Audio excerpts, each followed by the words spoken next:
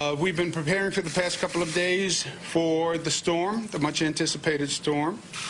Mother Nature is an unpredictable lady sometimes. She was unpredictable once again today. All the forecasts said the storm would hit New York City and Long Island the heaviest, although it would affect the entire state. We deployed accordingly. So New York City and Long Island have been the focus of our activity. Again, although we have resources all across the state, the way the weather pattern is actually shaping up, the storm has moved more westward. It is less of a snowstorm in New York City and Long Island. It is actually more sleet and precipitation. That is the good news.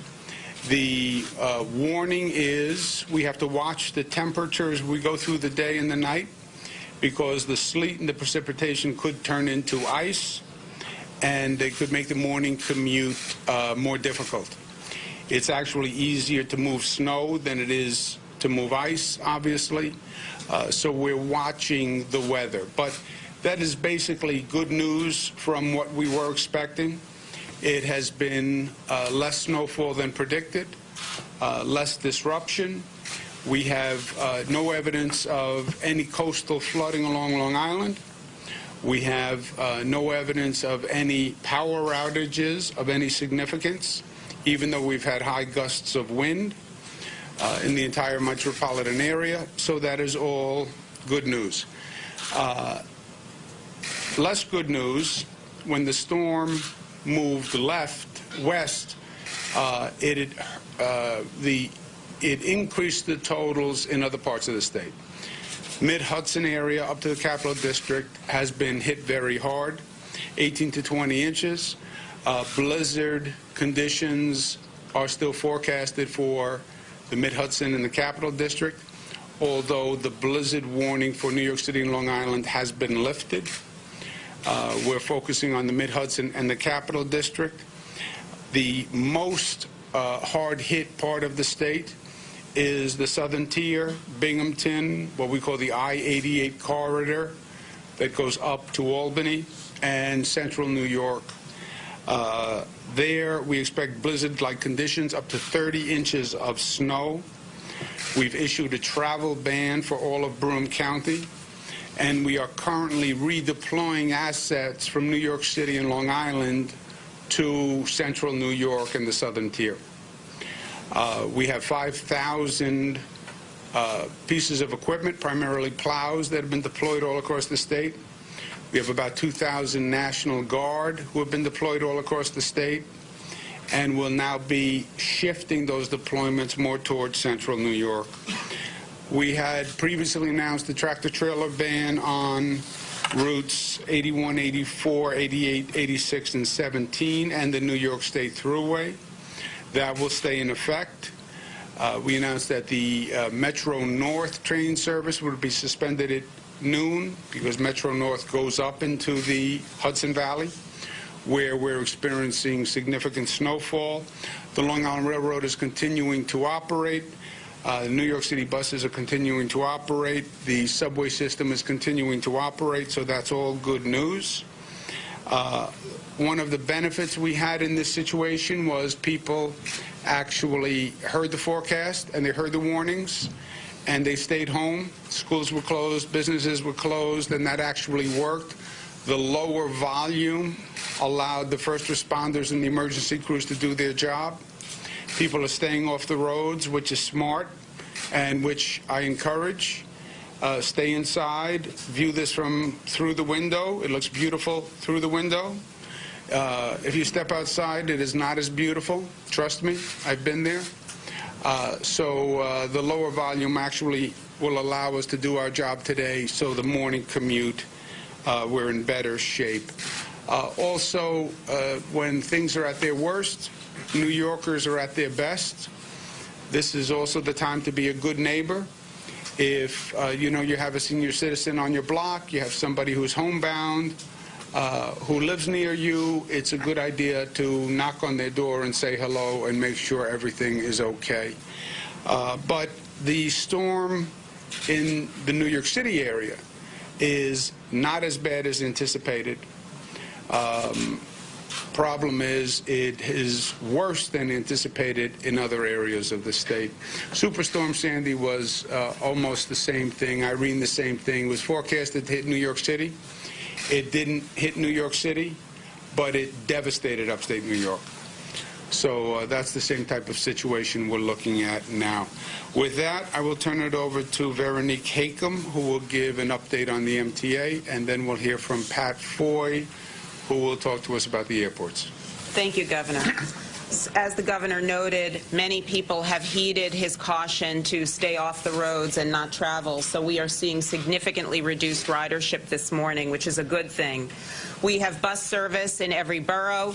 We are not running our double articulated buses because they don't do well in the snow and ice, which is the situation we have in the city, but we are meeting all of the demand for bus service. On the subway side, again, service in every borough where we run underground subway service, and that continues.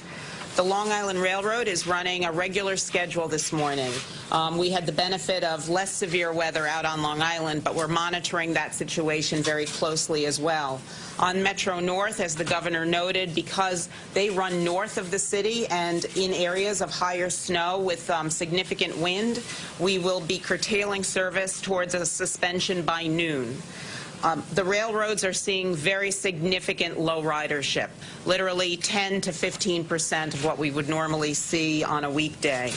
Our plans going forward is to get our service back up and running for a normal AM rush hour tomorrow morning, and I would assure you all that we have 46,000 men and women in the various MTA agencies working hard to create a safe environment for that AM rush tomorrow morning. Thank you, Governor. Thank you. Thank you, Ronnie.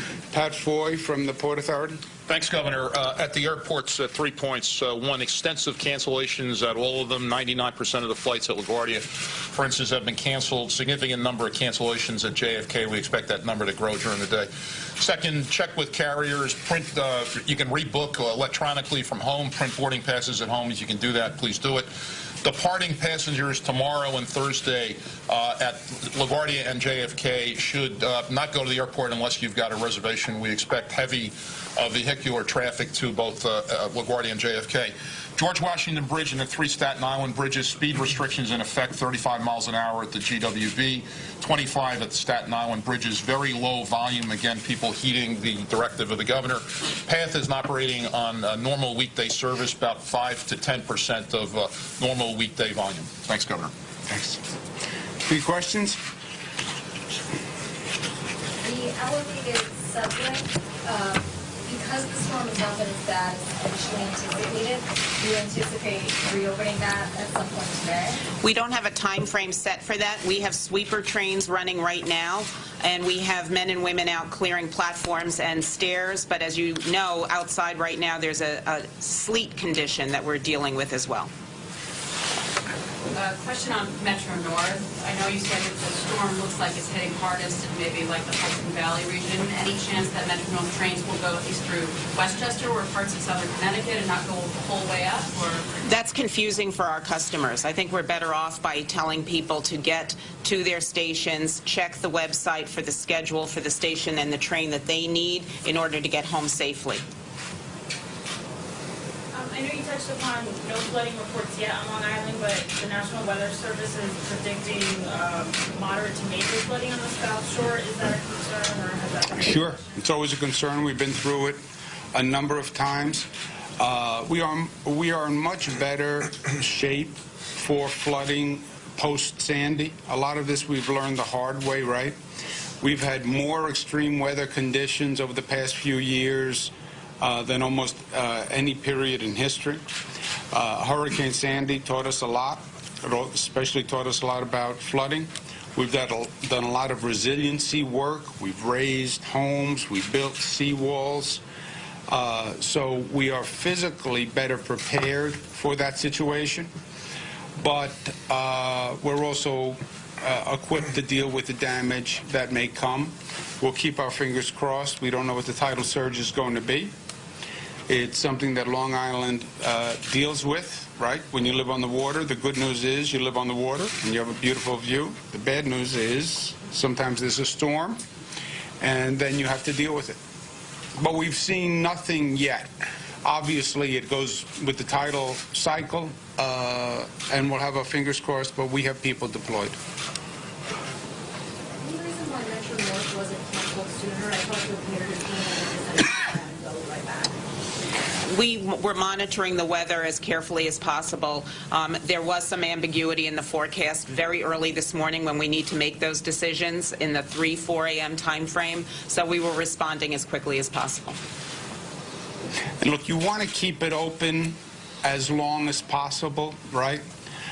You want it to operate as long as it can operate safely, because as the other question suggested, some people need to get somewhere, and Metro North is better than them being on the roads. So keep it open as long as you can, but don't put people in danger, and that's noon. And then give people notice so they can change their plans, and that's the noon closing. Anything else, guys? Okay. Thank you very much. Thank you.